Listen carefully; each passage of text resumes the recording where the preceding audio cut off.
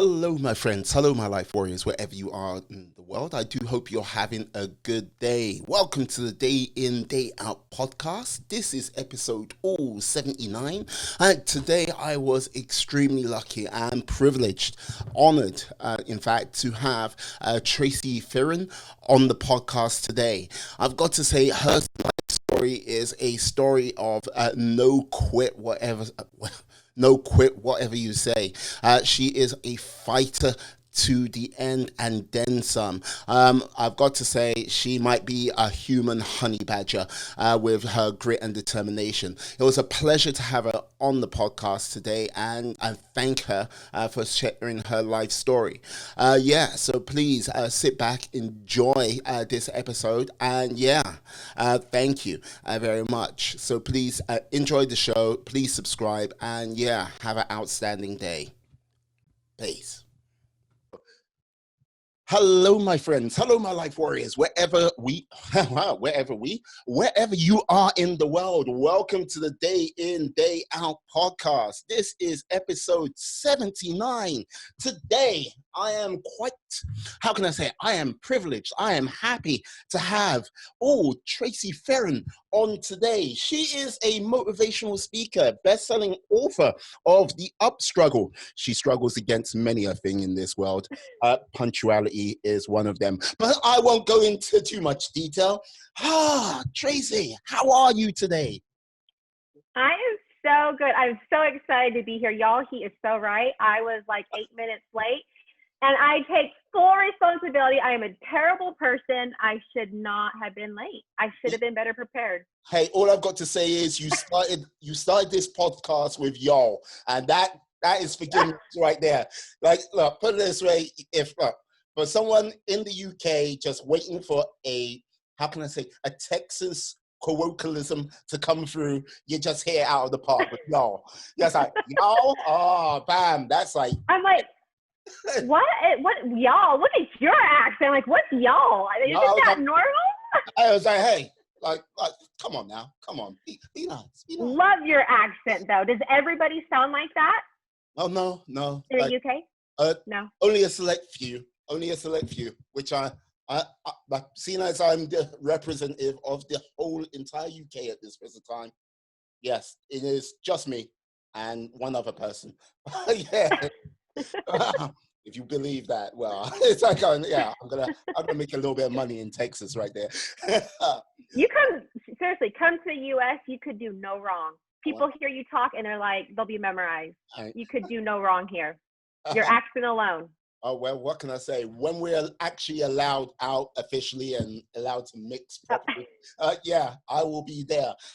Yes, I have to say, let me start off by saying thank you for coming on today. It is much appreciated. And thank you very much for saying y'all. That was much appreciated too. I've got to say, you are, how can I say, you're a little bit of a fighting soul, aren't you? Yeah, I've been told that a time or two. Yes, a fighting soul indeed. Like, one of the things, what was the sort of inspiration for The Up Struggle, the book you wrote? The main inspiration was my cancer story. I was always told I should share it. So many people are intrigued with it. But not just my cancer story and that struggle in my life, but all the struggles I've had. I mean, I have had so many struggles, and I've been told multiple times that when people look at me, they would have no clue that I have struggled with the things that I have struggled with. And I think what I have done well is I became kind of not comfortable, but kind of like friends with struggles, and I've learned how to put struggles to work in my life. I have found oftentimes you got two types of people who struggle and they're like, okay, what can I learn? How can I grow? And then people who struggle and fall victim to struggles. And I was there, but I was like, but there's got to be a better way. And so just through all of my struggles, I kind of, it just led me to where I'm at with the speaking and with the book. And, the knowledge that we all have, we think, well, that's common sense, right? Like when you tell people things, I'm like, well, everybody thinks about struggles this way, or everybody uses struggles, and you find out it's not true. And so in my head, I'm just like, it makes sense, and it's second nature for me now. And I'm like, nobody wants to hear about this. Nobody wants to hear from me, right? But then the more I talk about it, and people are like, I never thought about it that way, or that gives me a different perspective, a different outlook. I'm like, oh, okay, maybe I should share this knowledge, you know? And that's what I'm doing. I'm just trying to share my knowledge so that other people, I have this quote in my book that everyone struggles, some just do it better. You know, it's true. We all have our struggles, and I'm just out there trying to teach people how to struggle better.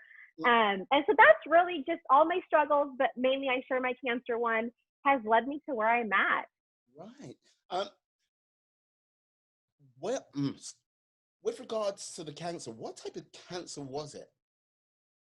So I was diagnosed at 18 with osteosarcoma. It's a rare cancer. It's a bone cancer, and it's pretty tough. It's one of those tough ones. And you know, I was young. I was 18, but I was also married.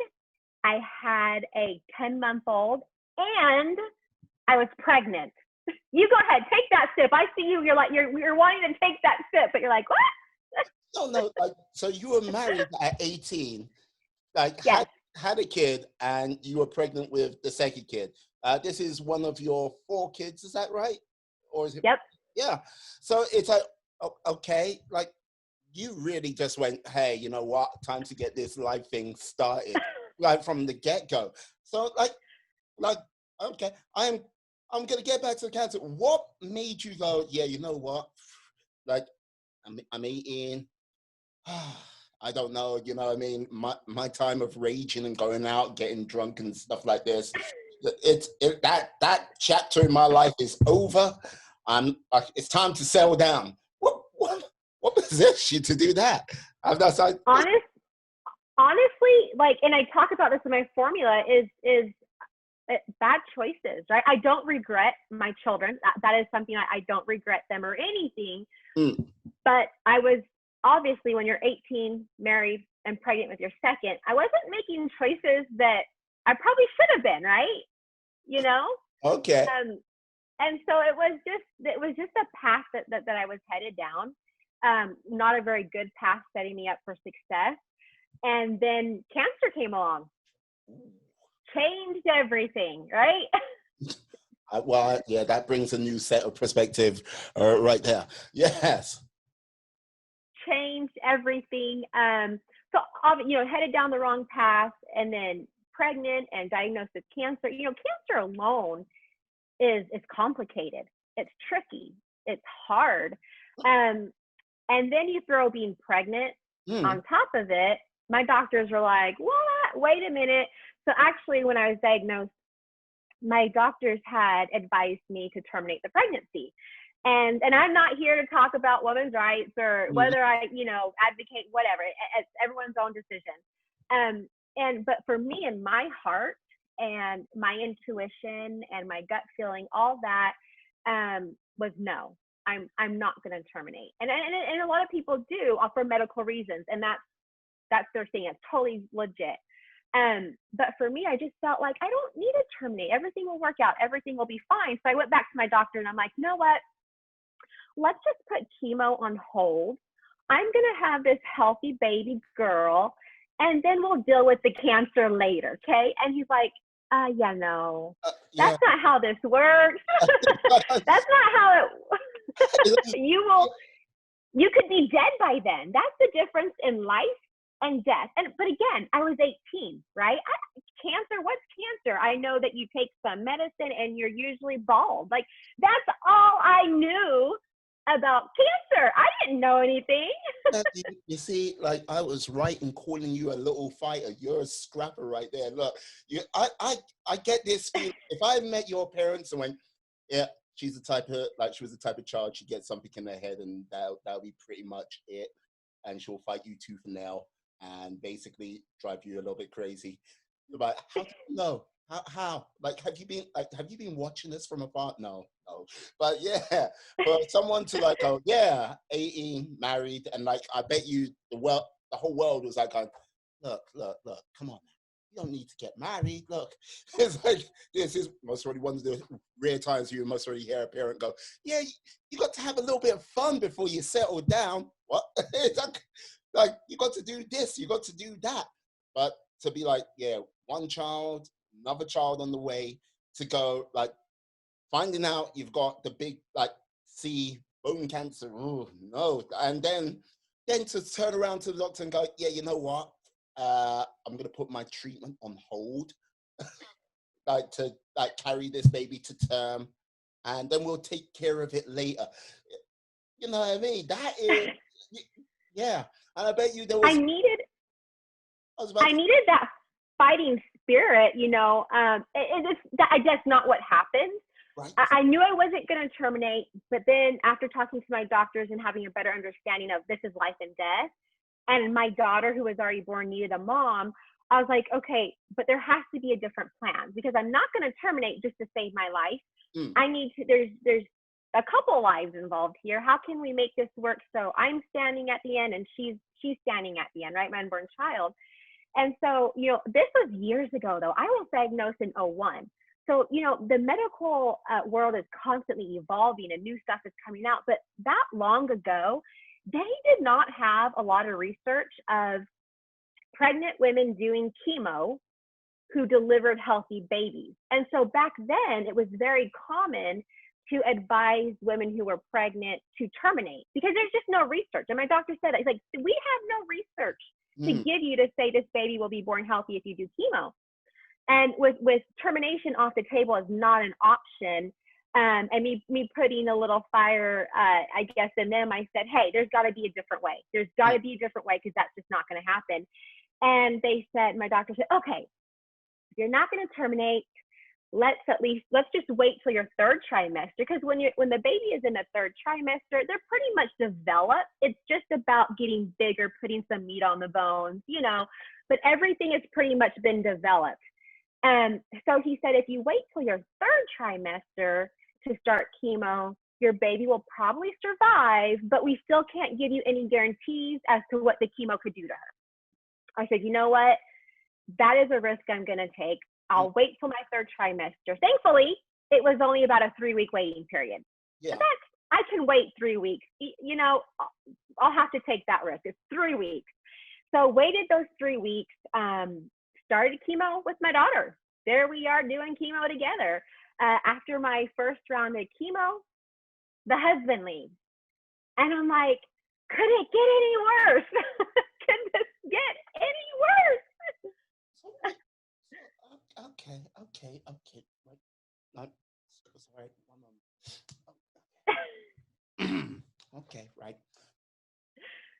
So he leaves. One moment. So, okay. Now, just to make sure I'm paying attention. Okay. So you got married at 18. You had a child. You got pregnant with a second child, where you therefore found out you had a bone cancer. Okay. Then you were told you needed to do chemotherapy and had to terminate it, which you said no to. Then you went, okay, right. The doctors advised you. They didn't know what was going on, because this was early doors, and like no one, like hardly any woman has done chemotherapy and had a baby, and so they told you this. They said, okay, keep this, like, yeah, you can start chemo in the third trimester, because, like, as you just said, the baby just is pretty much done, just getting their little bit of fighting weight on and ready to kick ass in the world. And then the love of your life, the apple of your eye, your husband, like, goes, you know what? I'm out. Am I keeping up to pace right now? You're pretty accurate, except for he's not the apple of my eye and he's not the love of my life. Well, like, but from your perspective at that point in time, yes. At the time, yes, you are correct. And you know, I smile now and I laugh now because so much time has gone by and I've worked through it, right? But don't let that kid you that the pain was real. like, when I share this and I speak about it on podcast, or when I was speaking in person, I really can't control it. Sometimes like my last podcast I did, I got teary-eyed when I was talking about it, and this one I'm smiling and I'm happy. I can't control it, because the fact is even though I've healed since then, Yeah. the pain was still real, right? It doesn't take away from that pain that I experienced and went through. You just have such a fun personality. I can't help but smile and have high energy and not cry. I don't want to cry. I've already cried today, right? I already cried this morning. I don't want to cry. Look, like if you started to cry, like, yeah, how can I say, my Britishness would kick in and go, oh, uncomfortable.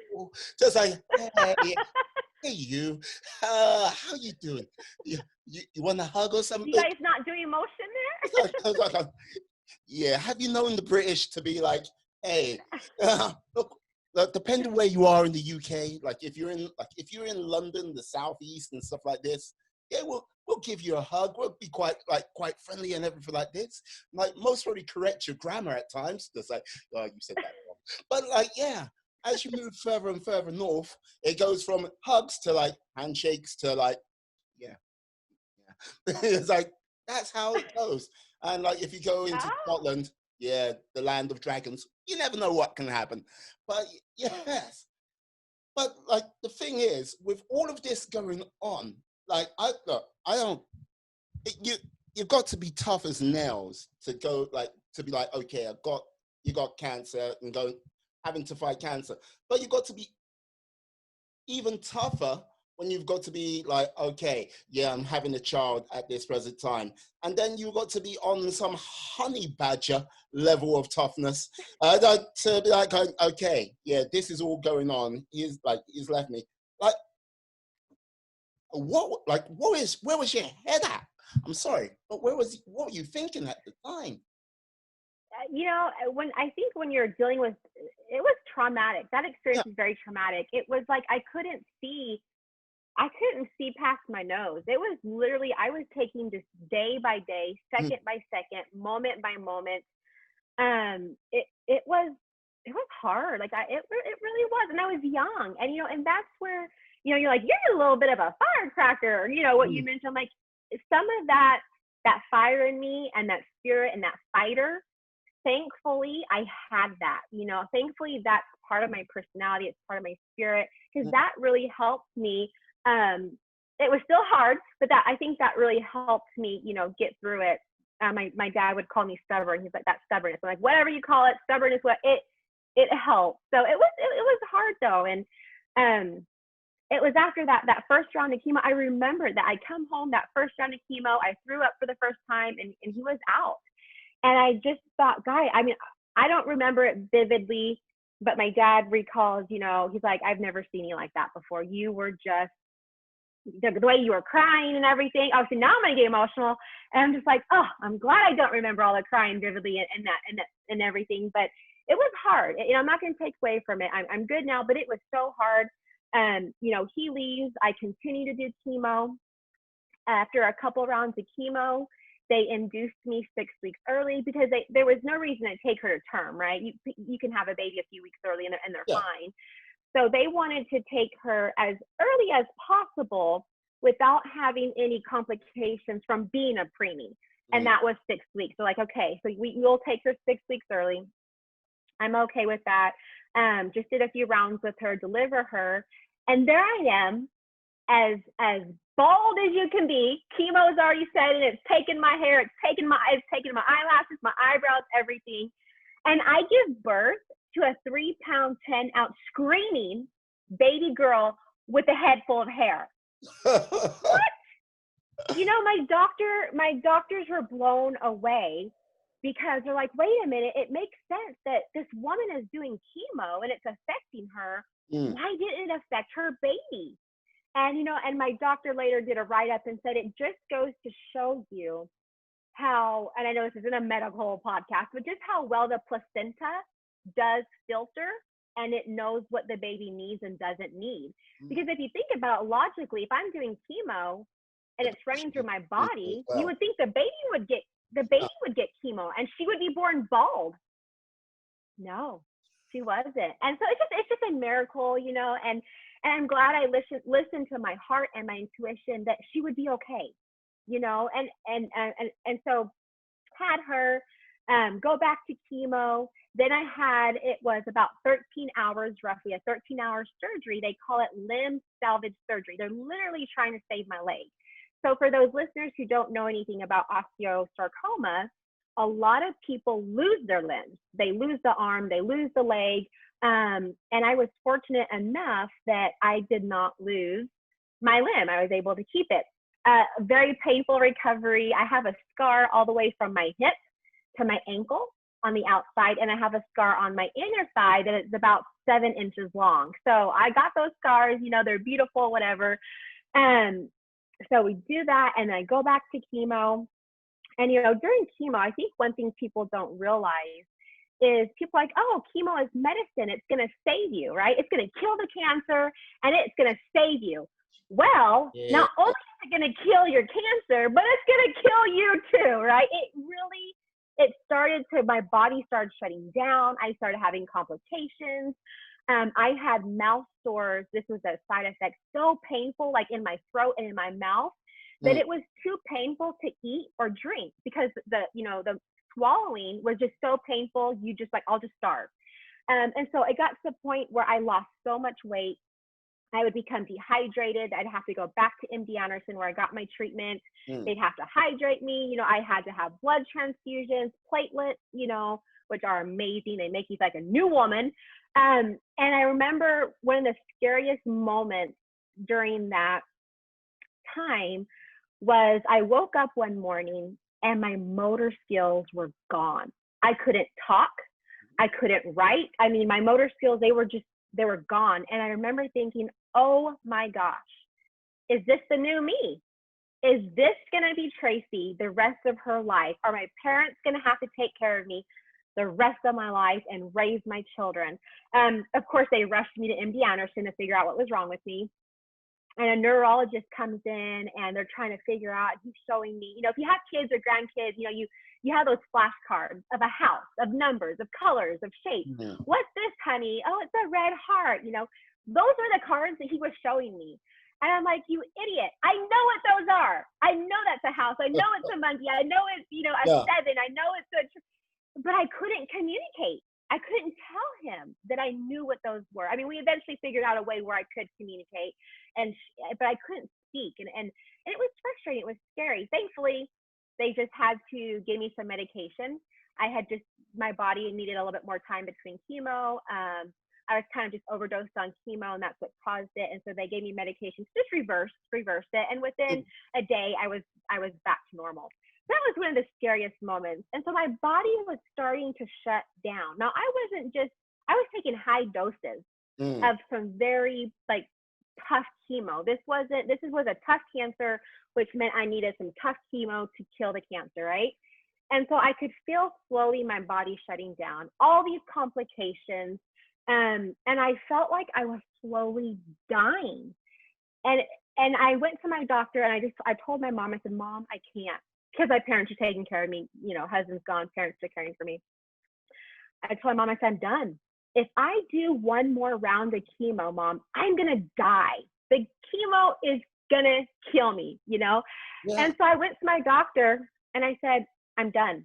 The chemo is killing me. If I do one more round, I just feel it in my heart and in my soul. You're going to kill me with the chemo. And I was only about 2 to 3 rounds shy. I quit about 2 or 3 rounds early. Thankfully, he did tell me after I told him this, he's like, well, you know, I'll have to be honest with you. I've treated you a little bit longer than I treat most people. And so if you feel like you're done with chemo, let's just, you know, we're done. So that was another tough decision. I'm still young. That's a huge decision to make, you know, to quit chemo early. Obviously, it was the right decision for me, right? It was right. I'm still here. It was a good decision. I always tell people when in my speaking is listen to your heart. Our bodies are always speaking to us, our spirits, you know, listen to your heart, your intuition. To me, it's all the same thing. We just have different labels for it, right? Yeah. It knows what's best for you. It knows what's best for you. So listen, you know, doctors are great and they're there to help us, but they don't know our bodies and they don't know us better than we know ourselves. Even if we don't have all the terminology, even if it doesn't make all sense up in here, Yeah. our bodies know, and we can listen to our bodies. So I was done with chemo. After chemo, I'm recovering. Baby's healthy. She's gaining weight. Nothing is wrong with her. She's beautiful. And, chemo is one of those things where it takes time to recover, Yeah. physically, mentally, emotionally, financially. I mean, it's a big deal. I know oftentimes people think, but you're cancer free, like move on. Life, you can move on with life. You should be grateful. No, it doesn't work that way. Yes, we can move forward. Yes, I am grateful, right? Not everybody beats cancer. So of course I'm grateful. But because I was, in survival mode, I wasn't able to process it when I was sick. Now, after everything, now is a time when I can process. Now is a time when I can start healing. And so it took a while. So a year after chemo, this sad story, let's just end it happy, right? A year after chemo, so my divorce is final. A year after chemo, I'm like, okay, I'm just kind of ready to get back out there, start socializing, start dating, and meet a man. I meet this amazing man, and we start dating, right? 4 weeks after dating, he proposes. You know what I say? I say yes. And I'm like, who does that? Who says yes after 4 weeks of dating? You. I'm fucking, like I said,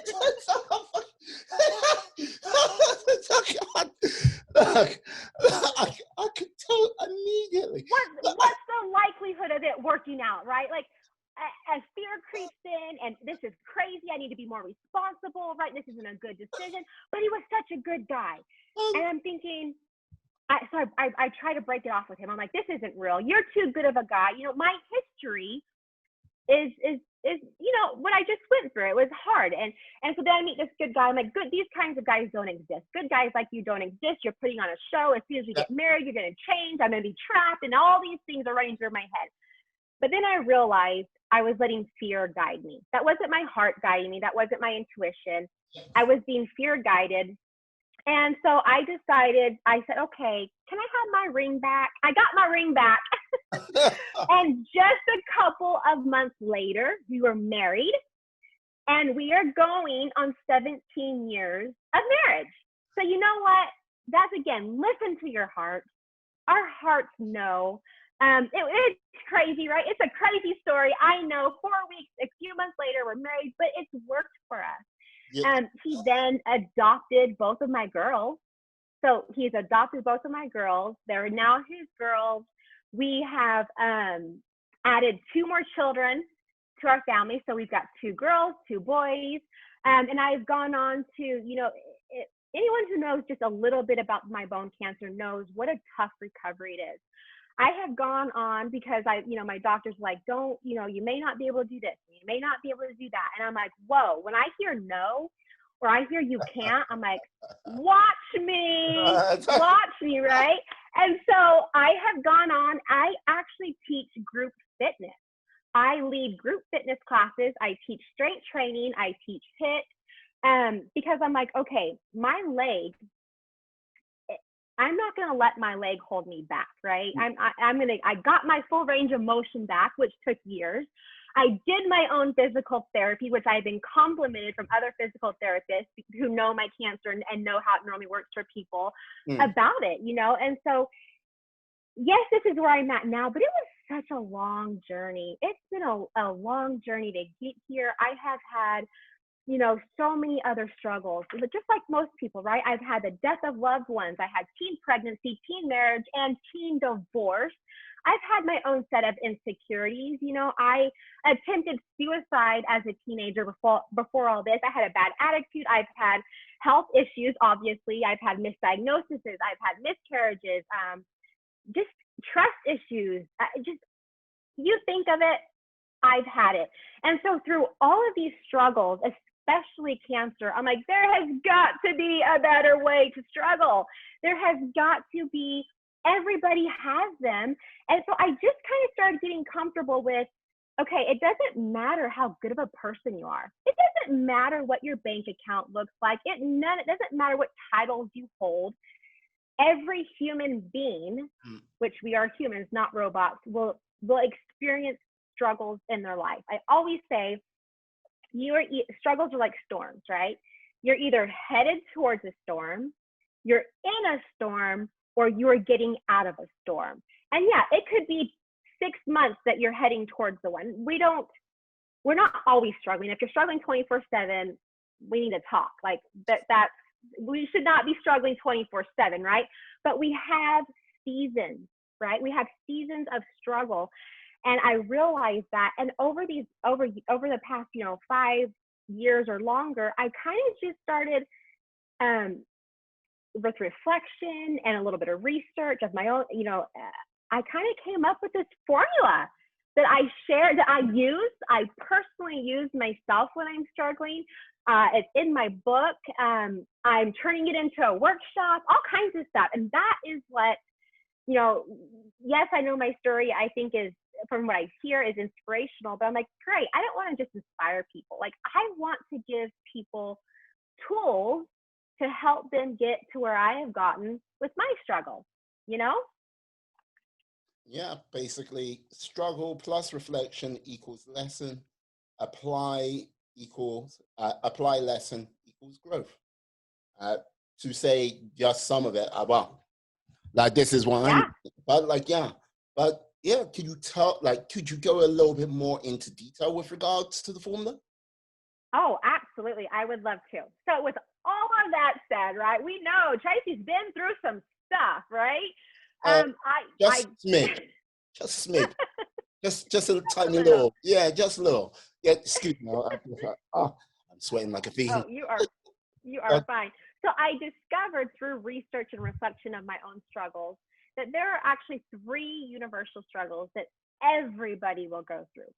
Everybody.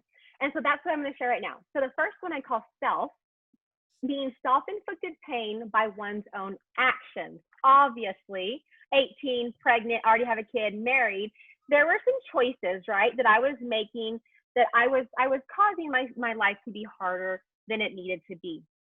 I think this one, it takes some humility. It takes being able to look in the mirror and saying, I'm struggling, but what did I have? What actions did I take that caused me to struggle, right? So that one is the first one. We all go through it. Some of us a little bit more than others, but we all have those.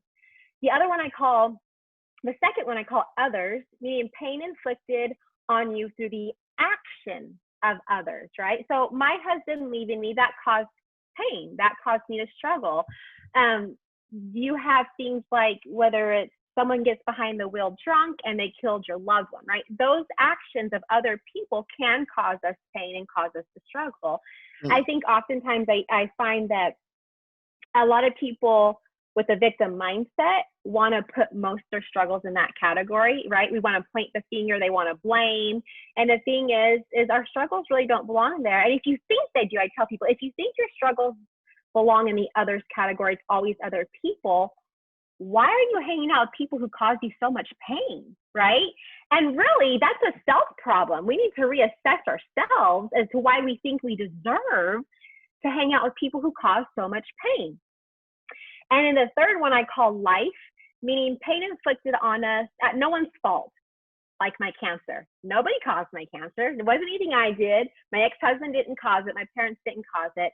And so those are the 3 universal struggles that everybody's going to have. Everybody at some point will have those. And so then I just have some very basic, simple questions to say, because when we're struggling, I think it's really important to know what struggle it is, what universal struggle, because depending on the universal struggle will depend on how we approach it, right? How we handle the struggle. And so I always ask myself when I'm struggling, did I bring this upon myself? Okay, well, with cancer, no, I didn't, right? Got that. But if I did bring it upon myself, what can I do differently to avoid it in the future? Now, I'm not saying, and I don't advocate for avoiding struggles, because there's just some struggles we can avoid. But what I'm talking about are those like repeated struggles that we bring upon ourselves that are not necessary, that we can actually avoid, right? Those are the ones we need to be like, okay, don't need to be repeating those. But ask yourself, what am I doing? And how can I do things differently? And then the other question would be, did someone else bring this upon me? And if so, what do I need to do? Well, I have found oftentimes when somebody else has brought pain, inflicted pain on me, or brought struggles upon for me to struggle, that there are three things. And sometimes you need to do all three. Yeah. The first one is have a conversation with them and just let them know, like, just, hey, this isn't acceptable in my life. The second one is, sometimes we just need to love people from a distance, right? Sometimes it is just so much better to be like, I will see you twice a year and I will love you from afar, right? Let's be honest. There's those people. I see you twice a year with a whole group of people in between us. I'll wave at you like this, and I'll sneak away so I don't have to say goodbye. Bye-bye.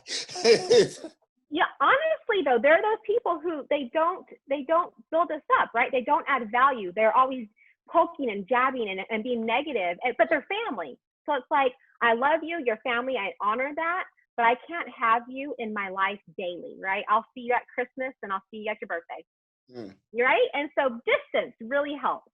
And then the third one is be better at setting clear boundaries. I'm guilty of it myself. I get upset when I'm like, they crossed the boundary and they should have known better. Common sense says you shouldn't have done that. But not everybody has common sense, and not everybody knows your boundaries. And so sometimes I just need to say, hey, you can't do that.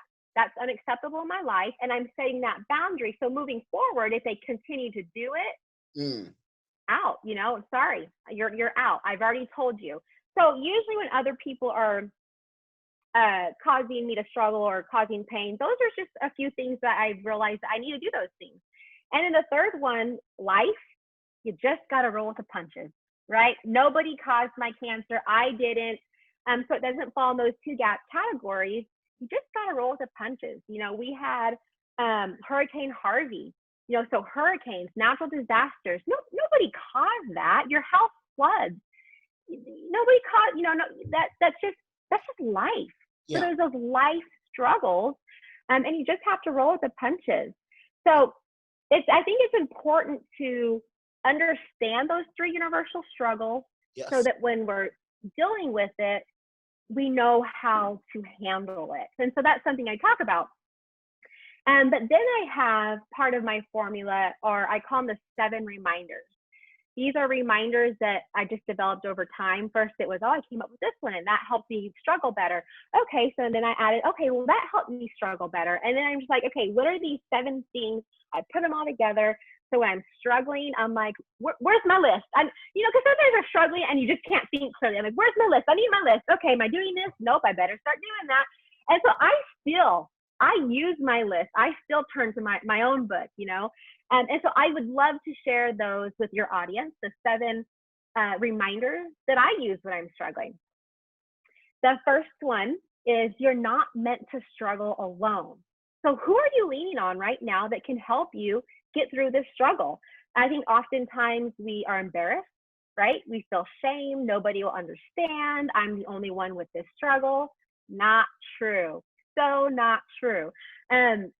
Now, I always tell people, don't just go plaster your dirty laundry all over social media, or go tell anybody that has an ear your problems. That's not what we want to do. So I always say, who do you trust, right? A therapist, a church leader, a spouse, a parent, a best friend. Whoever we trust are the people that we need to lean on when we're struggling. I just don't think we need to struggle alone. It just makes things so much harder. When we can learn, I always say, get over yourself, right? When we can learn to get over ourselves, thinking that we don't need help in all these things, we will be able to turn to people that we really can trust for an ear, for advice, for feedback. Maybe they've been through it and we don't know, but by opening up, we now know they've been through it and they can help us, right? They can help us get through the struggle. So I truly believe in my heart, we are not meant to struggle alone. Yeah, it kind of ties into, I think, how can I put it? I'm not too sure if it was through the 90s where sort of man up came into it, or suck it up deal with it. You've got no choice, kind of thing. I think it's a case of when those sort of things came into play, people like, yeah, there's times where you have to suck it up. There's times where you've got to deal with that like situation, man up, do what you need to do. But I think that the key point of being able to like have that sort of council of wise people you turn to sort of help like you through that situation. Like Mhm. you turn to them, and they might turn to you. That kind of support mechanism has kind of, I would say, it's disappeared for quite some time, and I'm not too sure if it's coming back in every circle, but it seemed like people are like beginning to sort of listen more. It might be a case of some of it might be because it's trendy to sort of like, oh, mental health. Yeah, I'm here for you. Mhm. Oh, I'm dealing with some anxiety. And when I say it like that, I don't mean to belittle it, but this is what like the sort of social trend which has come on over the last sort of 3-4 years, because more celebrities like had to deal with anxiety, and all of a sudden everyone has to deal with anxiety. But it's one of those things. Now they're talking about it when they should have been doing this ages ago. But Yeah. yeah. Yeah. I know. I agree. Mm, I agree. Absolutely. So the second reminder is do something to lift your spirit. And this will be different person to person, right? It doesn't have to be the same for you as it is for me. I like to move my body. I teach group fitness. And so I do believe, though, that exercise is for everybody, but the type of exercise is where you can tailor it, right? You don't have to do CrossFit. You don't have to go to the gym. Maybe you just like to roller skate or ride your bike or go on walks or just move the body, 30 minutes a day, elevate the heart rate. There's so much research. I don't even need to get into it. There's so much research about how that will elevate our mood, right? So when we're struggling, usually our mood comes down because we're struggling. It's hard. So let's lift our mood. Let's do the things that we know will lift the mood. Exercise, move the body. For me, I love music. I love Christian music, but contemporary upbeat. So it almost sounds like rap. It's got some really good beats and it's heavy, and people get in and like, what are you listening to? I'm like, whoa, don't judge my music. This is Christian music, y'all. And I love country music. Podcasts. I am obsessed actually with podcasts. I don't just appear on podcasts. I listen to podcasts. I always have 1 to 3 books on my nightstand. Personal development. I'm always reading every day, every night. Listening to podcasts every day. So what will help elevate the mood?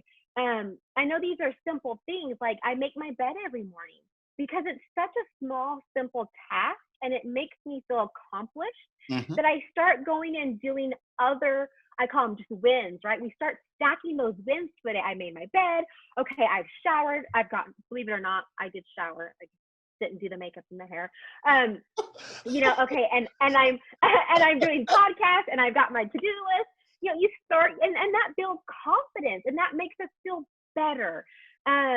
So anything that makes you feel better, no, you don't have to go to Europe or go to Hawaii to feel better. I'm talking the little things that we can do every single day, especially when we're struggling and we don't want to. That is when it's so important to start doing those things. Maybe like a little TikTok. A little TikTok. Are you on there? I am on TikTok. Yes, I am. Did you see my Did I, you see my videos? Is that why you're saying that? I have no idea. I cannot, I cannot confirm or deny I've seen any sort of TikTok videos from you and your family. No, no, I cannot deny. Mm. It does, yeah. Yeah. Or TikTok. It's so much fun. Get on there. He's seen them. But like honestly, like it's different, right? It's different for everybody. And so I just elevate that mood. Number 3, this is for you, not against you if you choose. So lean in and search for the lesson that it has to offer. I'm a huge believer that when we struggle, I got to like, okay, so when I was struggling way back when, Hmm. I would repeat struggles. And I'm like, why am I repeating these struggles? Oh, I didn't learn what I needed to learn the first time, right? I need to start learning from them. So if we can kind of push pride and ego aside and stop pointing the finger and really turn inward, I really believe that struggles, one, are just part of life. There's no getting away from them. they're meant to teach us. They're meant to help us grow. I don't know about you, but like almost like working out, right? When you're working out, you want to fatigue your muscles and you start to feel the burn. You're struggling, but until we get to that point that we fatigue and feel the burn, Hmm. there's no change, right? And so that's just like with struggles in life is we have to get uncomfortable. I do most of my growing as a person when I'm uncomfortable, not when life is going good. I have seasons when life is going great and I'm not struggling, but it's when I'm struggling that I'm like, oh, there's some massive growth that's going to happen. And so just knowing that and believing that struggles are for us. They're not against us. They're not the enemy. They're really there to help us become better people. And we got to find those lessons, right? Search for the lesson. And number 4, this will make you stronger. Put that on repeat. Sometimes when I am struggling, that is one of the reminders. I'm just like, I don't know what's going to happen. I don't know, but I will be stronger. I will be better because of this. Oftentimes, I believe that those bigger struggles, right, like cancer or divorce or bankruptcy, I feel like those bigger struggles, things just get a little foggy. We can't quite see as clear, and that's normal. And so sometimes the only thing we can hold on to is, you know what, I'm going to learn from this. I don't know when, I don't know how, I don't feel like it right now, but I know I'm going to learn from this. I'm going to be better because of this. So that is just something. I'm a huge believer in mindset. Whatever story, whatever record we have playing is our choice. So put that on like a broken record when we're struggling. I will be better. I will be better. Back in January, I had another scare with cancer. Thankfully, it was just an ovarian tumor and it just needs surgery, no chemo.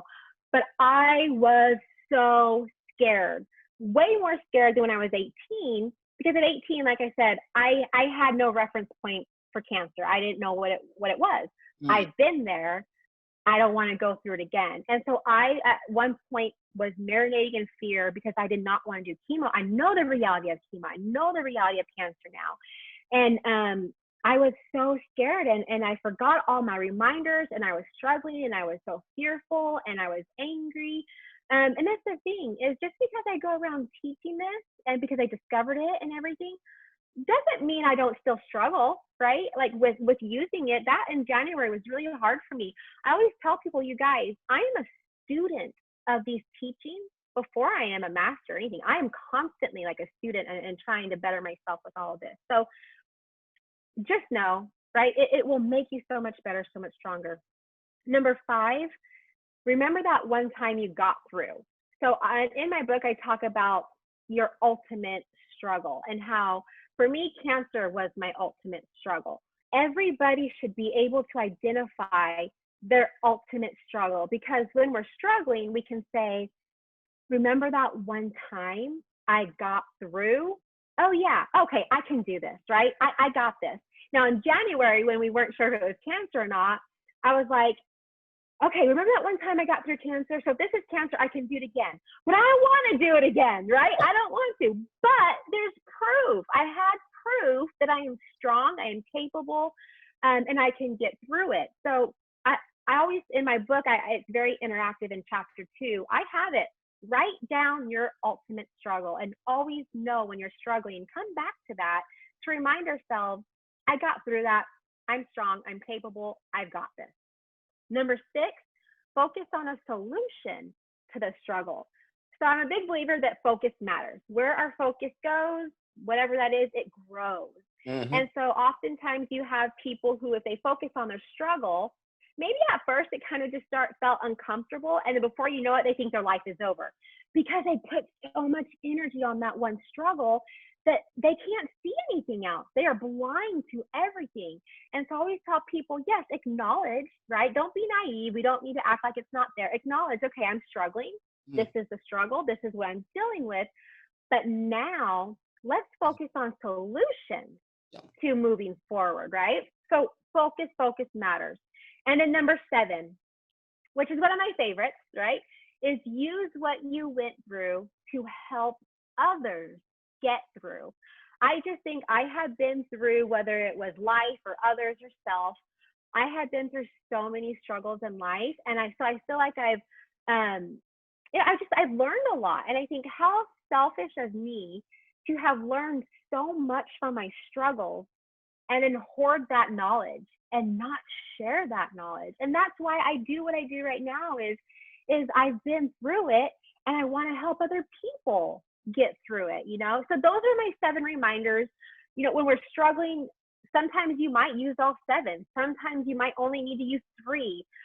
Use whatever, right? Use whatever you need to use. But these are the ones I have come up with that really help me when I am struggling. Like I said, those smaller struggles, you know, you may not need all this and you don't have that fog, but sometimes we go through those struggles that we just can't think or see clearly.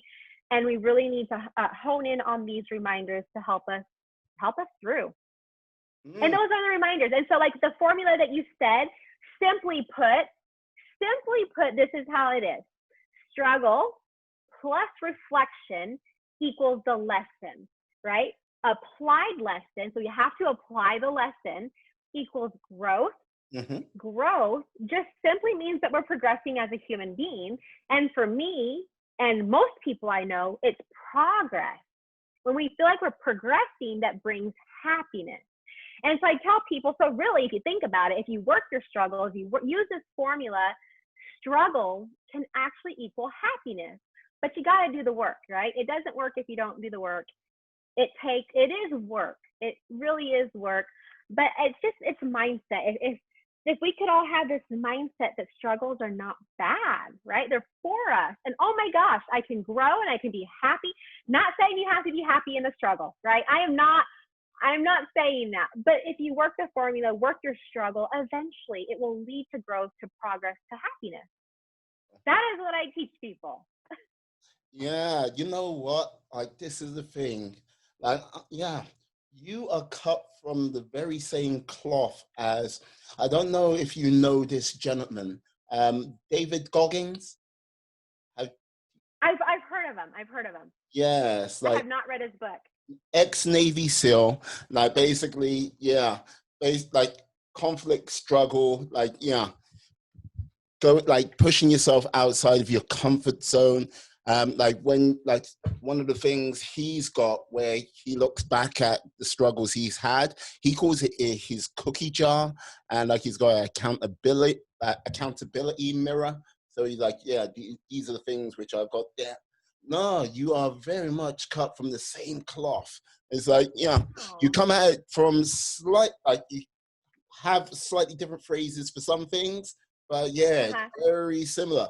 And like, this is the thing, like, I think it's a case of anyone who's gone through, like, because in his life, let's just say he went through the ringer with like the way his father was, like to his mother, to him, like abusive household. And like, this is the thing, it's like, yeah, hard against the wall and sort of battling. And like, this is the thing, sometimes letting himself go, not sort of taking any sort of accountability for himself. But with regards to like where you both have similar qualities, yeah, you've been like against the wall, hard, nowhere else to go. It's like going, right, where do we, like, what can we do?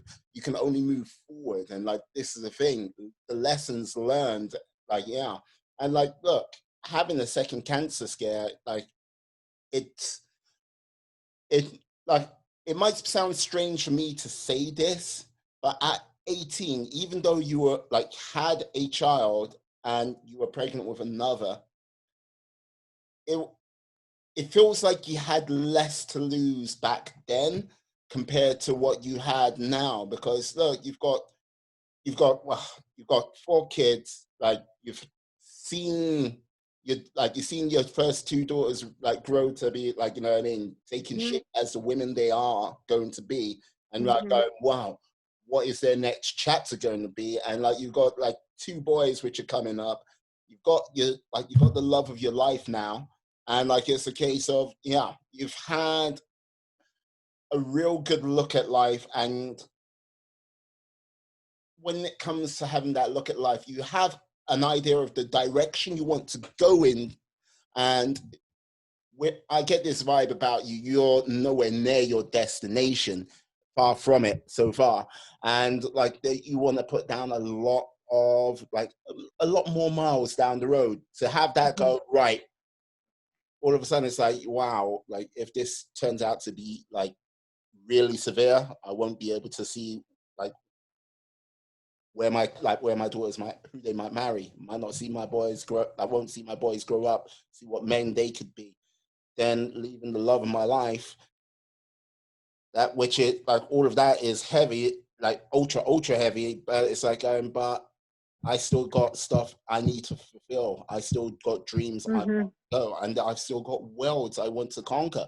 And for that to be gone, that is like, yeah, some real heavy tea, as they say. If you get like, wow, so this is the thing.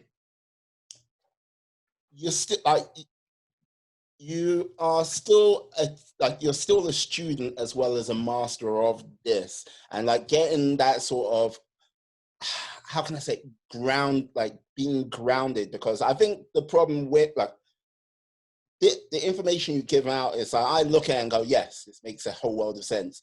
And like, I think 90% of all the people in the world will go, this makes a whole lot of sense. But the problem with like that 90%, like there might be 2 or 3%, which at that moment in time will be able to, they're in that mindset to be able to execute it. How did you sort of like started to formulate like, okay, this is my mindset going forward. I've got this as my sort of chart. What sort of things do you really sort of turn to, like when you're like, okay, this has been a tough day.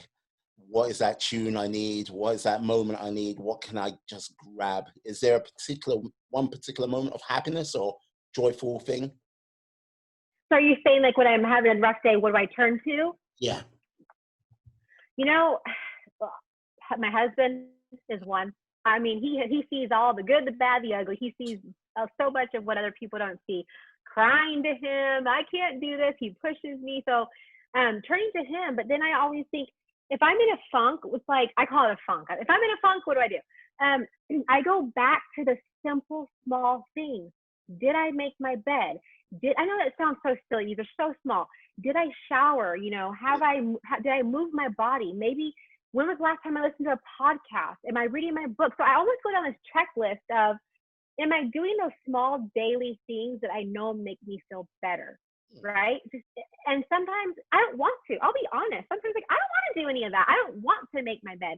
But if we're always waiting till we want to do the stuff, we're not going to get anywhere. And so it's that mindset, okay, I know I don't want to do any of this, but I know I feel better because of it. And so I'm going to feel better after I take the action, right? Kind of like working out. I always tell people, sometimes we don't want to show up to the gym. We don't want to work out. Or people are like, well, when I feel like it. When I feel like working out, when I have the energy to work out. No. That's not how it works. We don't have the energy to work out. We work out, then we get the energy. So it's just understanding and knowing that there's just things that I have to do if I want to feel better. Like the small steps are the greatest steps rather than like one giant leap. Yeah. Rather than going to Hawaii, you don't need to take a 7-day vacation to Hawaii to feel better, because that's gone. And that's why I don't recommend that stuff. Yes, you can do it. You need a break. You need a trip. Take it. Absolutely. You need all that. But what are those small little things that we can do every single day to make us feel better? Yeah. Yep. This is the thing. Like, I like that. I like the whole, like, those steps to make you feel better. But like, yeah, you're a gym instructor as well, right? Is that correct? Okay. Like, as much as you say, making those like small steps to make you feel better, you must be one hell of a taskmaster in that gym, because I can imagine it's like, yeah, your energy and like your sort of attitude, like, hey, can we stop in about 10 minutes and don't ask me again, or it's going to be worse for you. Like, I always tell my people, it is not my job to be your friend. It is not my job to make you comfortable. It is my job to get you uncomfortable, to push you, and to help you see what you are capable of. So I get it. Like when people look at me like, oh, are you a Pilates instructor? Or I get this all the time. Are you a yoga instructor? And there's nothing wrong with it, right? But they tend to have this, just they're more centered and they're calm and all these things. And so people look at me and they look at my body type and they're like, oh, you must teach yoga. And I'm like, no, I don't teach yoga. Or I have new people come into my classes and they see this, you're so cute, right? They see that I'm cute and I've got this big smile and I'm happy. And they're like, I can read people. I can read that they're judging me. Is she going to give me a good workout? Because she just looks kind of cute. You know what I mean? She doesn't look like a beast. Let me tell you, there is something about, I get on that stage, I turn on that mic, we do our warm up, a different Tracey comes out. Right? I am here to coach you and to push you and to get you uncomfortable and to make you sweat and to get those muscles burning and to fatigue them. And so, yeah, it's like I get on there and I think I'm a nice person. I'm nice, sweet. But you just have to go into a different world, a different mindset when you're out there trying to push people. No, like you go, I think I'm a nice person. No. While you're a gym instructor, you're a sadist. A sadist. First and foremost. Look, it's a case of just like, yeah, what you put yourself through, people are like, oh, why are you doing that to yourself? Then when you get that opportunity to go, hey, you want to train? And woe betide the fool what goes, yeah, you know what? Come on, I'm sure it'll be fun. It's like, right, I've got you now. No, like this is the thing. I have been to many a gym, and all PTs that I have met, all PTs that I have known who have been in the game for quite some time, all of them, all of you are sadists. I don't care what anyone says. What do you have to say about that?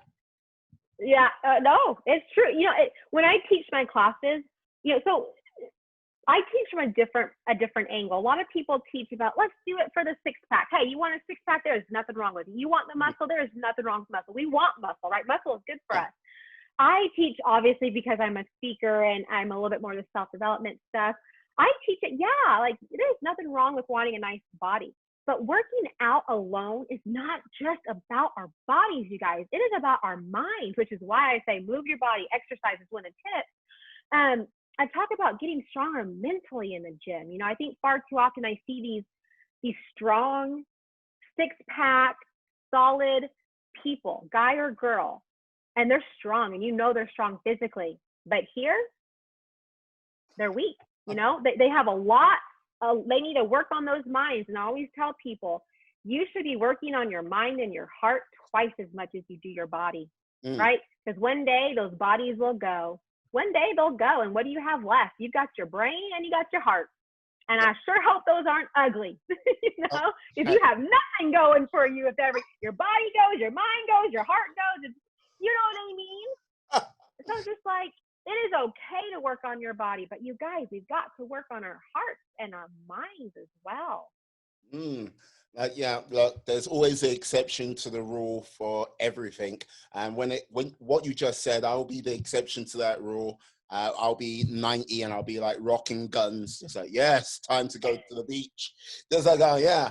But yeah, no, I understand where you're coming from. Like, so with regards to sort of addressing your mind, do you do meditation as well? Or is it a case of just just daily reflections of how your day's gone? Or is there anything deeper than that? So I'll be honest, when it comes to meditation, reflection on the day and everything, I'm not very good at that. That is something that I need to be better at, because I do notice a huge difference. Like, it probably sounds weird. I think whether you want to call it prayer or meditation, I feel like it's all kind of the same thing. Again, we just label it differently. We just do it differently. And so on the days where I'm really getting into the meditation, or really connecting with the universe or God, or putting that energy, setting up my energy, I do great. I love it. But I'm human. I can sometimes get into the to-do list, and I need to do this, I need to do that. Oh, and I'm tired. I need to feed the kids. I need to clean, right? I need to do all the things, and I forget. So it's one of those things that I'm still working on myself. But I can say that on those days that I do it, there's just something so much more magical, you know? Yeah. And I think I think we all need to find our own way. I've done other people's way. I'm like, okay, this is just weird. I cannot sit here for 60 minutes and like you're breathing and like connecting. Like I can't do that kind of meditating, right? Mine's a little differently. And so again, that's something that find what works for you. Yeah. Like no judgments here, but I think patience is not your strong point. How do you know me? Like, I feel like, okay, this is just weird. Like, like we hop on this podcast and you start like saying all these things about me, and I'm like, how do you know this stuff? How do you know? No, it is not. It's again something that I need to work on, and Yeah. I'm aware of. Okay. Is patience. Okay. I want it now. Why aren't I getting results now? This is, you know what I mean? It's like, yeah, I'm not too sure how this translates to your daughters. Do they follow, did the apple fall far from the tree? Or is it a case of they're like, come on, mom, it's look, it's only going to be a couple of hours. All we need to do is just wait here. How does it translate with them? I think I got one who has a little bit more patience and one who is a little bit more like me. It's like, yeah, no, mom's right. We need this now. Come on. I got one of each. Yep. Oh, fair enough. I'm liking it. Did that translate as well to the boys? Or is it just the girls which sort of take after you? Or they? You know what? Nope. With the boys, I feel like I've got one of each too. Thankfully, they have a father who is better with the patience. Okay. Right? And so I feel like I've got two that kind of follow him, and I've got two that are like, I want it now. Why aren't I seeing results? It needs to happen now. And what can I say? I'm a flawed human being, obviously, right? Obviously, I showed up late for the podcast. Look, I did not bring this up again. Look, you're the one who brings this up. Look, I let you off with, like, when you give that the y'all at the beginning, I was like, yeah, there you go. And you did it a second time. I didn't bring anything to it. I'm like, you know what I mean? I saw your cat in the background jump up. I was like, yeah, the white cat. It just like jumped up on the back, looked at the screen, went, yeah, what's going on here? Like, I didn't even waited see it for a moment, and then I was like, yeah, you were halfway through. I was like, I was about to go, look at the kitty cat, look at the kitty. And then it was like, yeah, I'm off, and just pranced out and just went off. Well, yeah. I am. It's being a talk, and I know you're joking. I totally know you're joking. But as far as being a flawed human being, I used to be we all are, right? We all are. Yeah. I used to be a woman. So if there's any women listeners out there who I would beat myself up for what I wasn't, right? I could only focus on what I wasn't. I wasn't this, and I wasn't that, and I wasn't good at this. Totally neglecting to focus and see and acknowledge all the things I was good at, all my strengths. And when I switched my focus from what I'm not good at, what I lack, what I need to work better on, to, okay, but what am I good at? One, I felt better about myself, but I noticed those things that I had that I wasn't good at. Those things kind of started to get better. I just had a better relationship with it. It's just room. Sorry. It's just room for improvement, right? It just needs to have room for improvement, and we all do. And so it's amazing, lady listeners, and maybe men. I'm sure some men are at, focus on those strengths. What are you good at? We will feel so much better instead of focusing on what we lack and what we're not good. That was just a thought that I had, because I used to be terrible. No, like and I'm just joking. I know we're teasing, and I'm joking and playing lightheartedly, but I used to be bad about that. Yeah, no. I used to be terrible. Yeah, but this is the thing. It's human nature, unfortunately, because like the whole thing is like the way the world is, like when you just look out more, you see humans tend to see more of the negative coming through, because negative often associates with danger. Your brain's like going, okay, that's dangerous. We've got to do something. We either fight it or we run from it. More times than not, we run from it. So your brain's kind of like picking up always on the sort of negative things around it.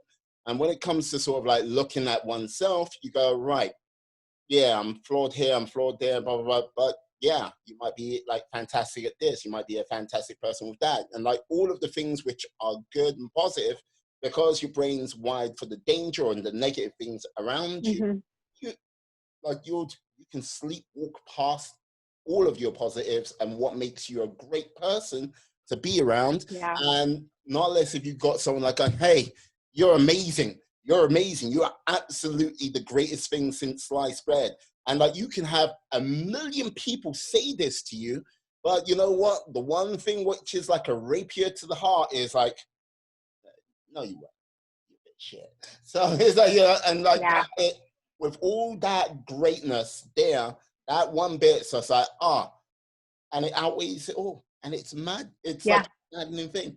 And it doesn't get Which is why yeah. I'm a huge believer in personal development, right? The mind. Like, can you imagine if I just stayed focused on what everything I lacked and what I wasn't, I wouldn't be doing what I'm doing, Mm, right?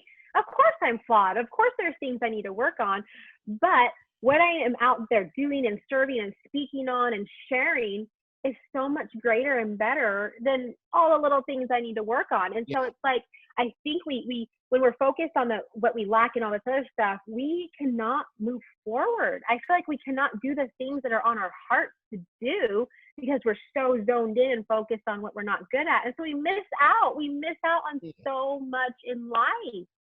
Yeah. And like this is the thing, like trying to get those like positive moments, to get those upside moments, to get the goodness out of life. And I think some people are not prepared to do the work to get that, but when the effort is put in, when the work happens, and like, you know what I mean, when all of that comes together, it's like, it's so much better. You feel so like people should feel so much better for it. But more times than not, I look out and look, I'm not judging society. It's just what I've seen many people do. There's the easy way. There's the Yep. harder way. The harder way might require you to do a little bit more, but it's going to give you so much more back. It's going to like, Yeah. won't condone it, 10x your sort of life's energy, where that Mm-hmm. most probably will not. It will take you maybe to a negative place as well. Who knows? And nobody ever regrets the results. Nobody ever regrets the process and becoming better. Mm, But at the end of life, those people who never did it, never did the work to move forward, they always regret. You always hear about it. They always regret what they didn't do, you know? So absolutely. It's yeah. work. It is. Everything is work. Absolutely. But it's worth it. It is so worth it for sure. Yeah, like this is the thing, like with regards to you and your public speaking, like how did you get into that? Because look, public speaking, it's you see a number of public speakers, but it's like the pathway to get to that is hardly ever talked about because some people are, yeah, I spoke here, I've done this, and before you know, I was speaking, and like they kind of jump a lot of steps and like, and it's like, yeah, here I am, I'm a public speaker. How did you get into that? So, this whole cancer thing, I tell you, this whole cancer thing, that's just everything, right? Uh, My honestly, it kind of just, I'm not gonna say fell in my lap, but my aunt worked for MD Anderson and she knew my story and everyone loves my story.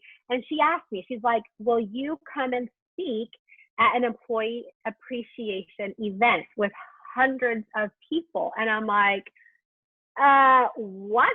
You want me to what? Because when you're not that's like people's number one fear. That is so many people's number one fear. And I was like, you want me to what? So I spoke, and in our church, the congregation will speak. They choose people to speak. So I slowly like dabbled in it. And then she asked me to do it again, and then I was asked to do it again. And honestly, I was asked to do it. I just the process of writing out my speech, of making the audience feel good, of acknowledging them, I almost became addicted to it, right? And then I just kind of, okay, I want to make this a thing. Nothing happened overnight. People are like, how long did it take you to write your book? How long did it take you to become a speaker?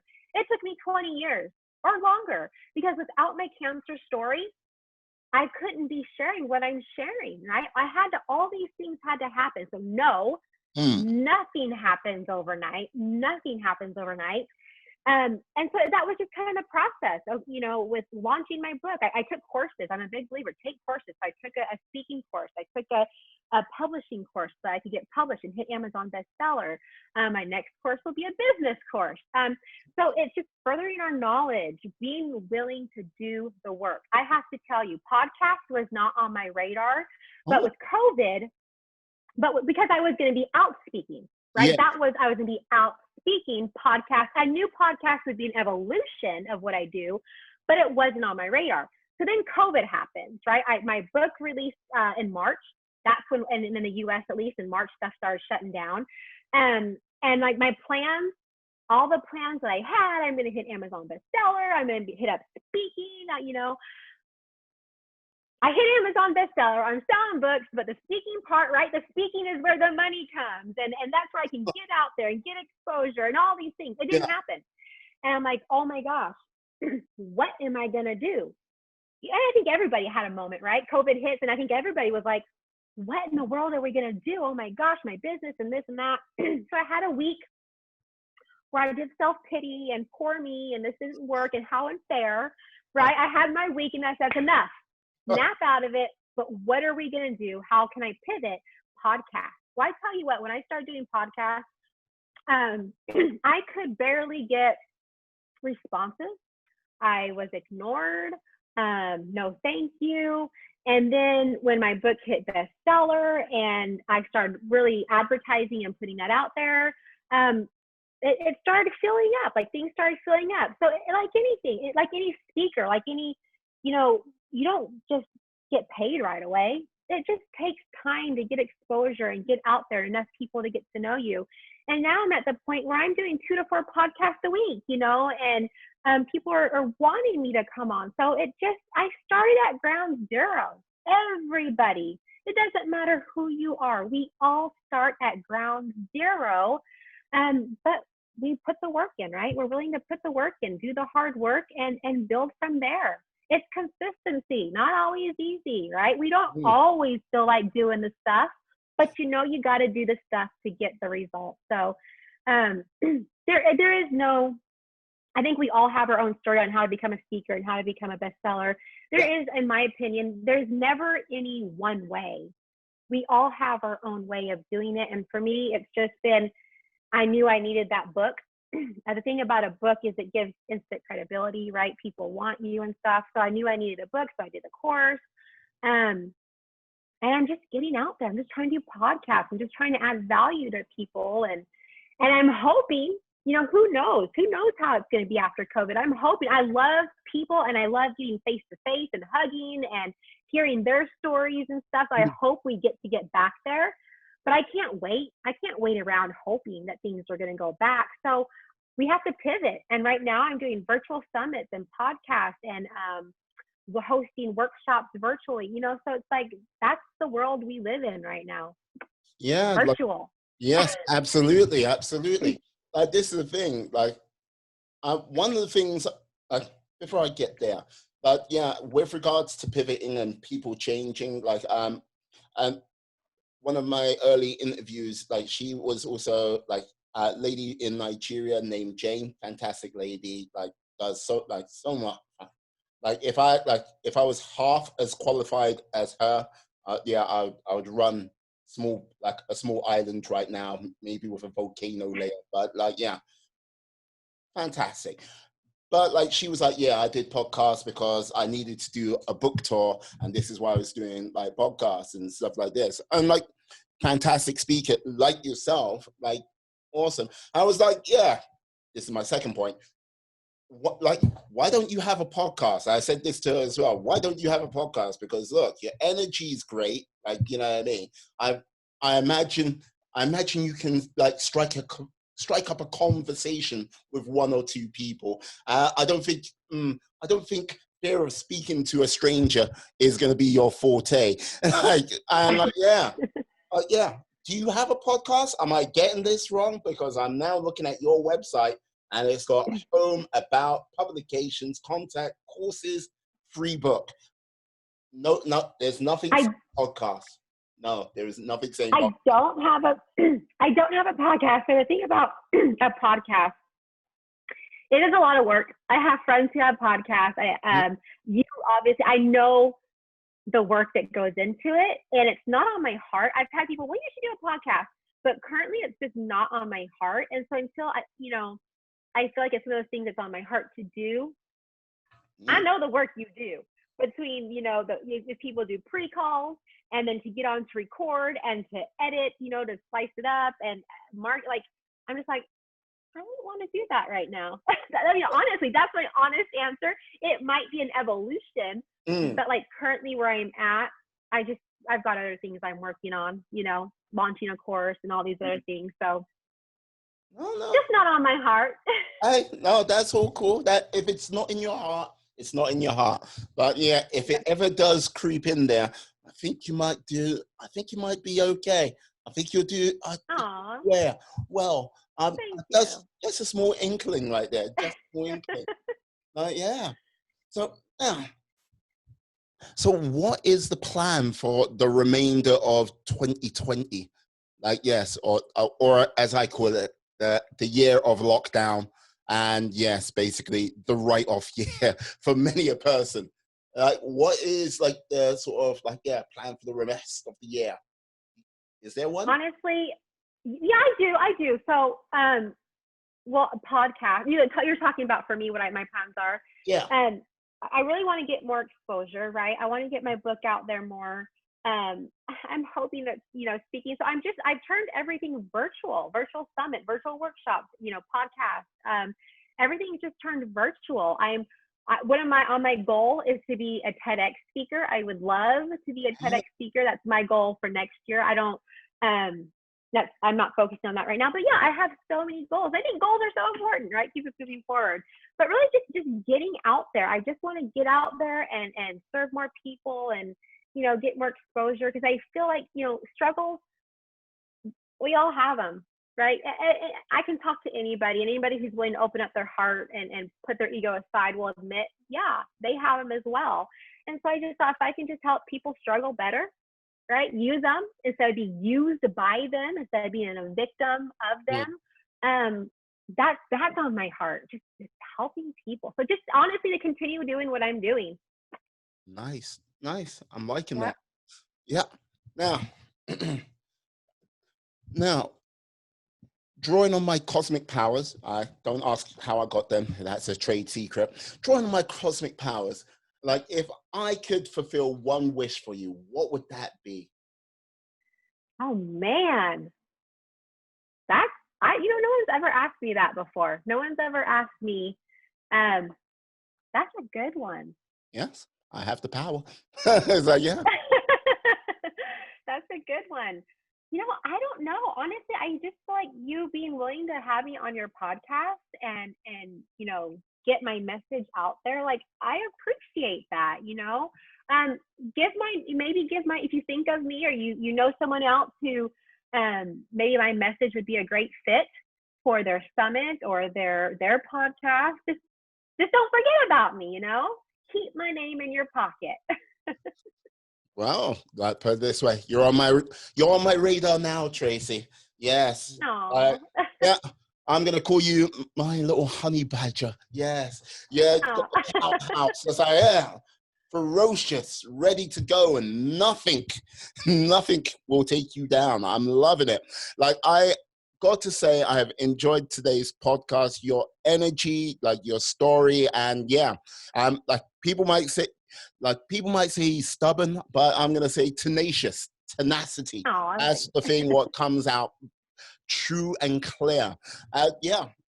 Can you tell the lovely people out there how they can actually get in contact with you so they don't miss out on the opportunity to perhaps speak to you, get inspired by you, and just say hi or y'all? Absolutely. So I keep it very simple.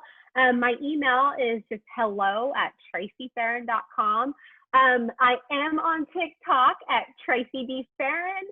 My Instagram is Tracey Ferrin. Honestly, everyone should Google themselves. You want to know what pops up if you Google yourself. So if you have not Googled yourself, Google yourself. Honestly, if you just Google my name, Tracey Ferrin, you'll be able to get in touch with me. Stuff, publications and stuff will be popping up, and podcasts and just stuff that I've done, wherever my name is. And you can get in touch with me. But I am all over. I'm on LinkedIn, which I'm so glad I'm on there. LinkedIn has been great, Tracey Ferrin. So really, I'm just everywhere right now. Yeah, send me an email, send me a DM, whatever. I respond. I respond to everything. Perfect. What I'll also do, I'll put all of your contact details in the description below in the show notes, so they can get in contact with you. I've got to say, Yeah. Tracey, my honey badger, yes, you have been outstanding today, and I got to say thank you for coming on the podcast. You have been superb. Hey. And let me just say this to you, my friends, my life warriors out there. Stay well, stay safe, be awesome, be excellent, be fantastic, be all the positive bees you can be in life, and then some. Thank you very much, guys. Have a great day. Bye-bye. Peace. Oh, Thank you. no, I thank you. And we Thank are. you so much. No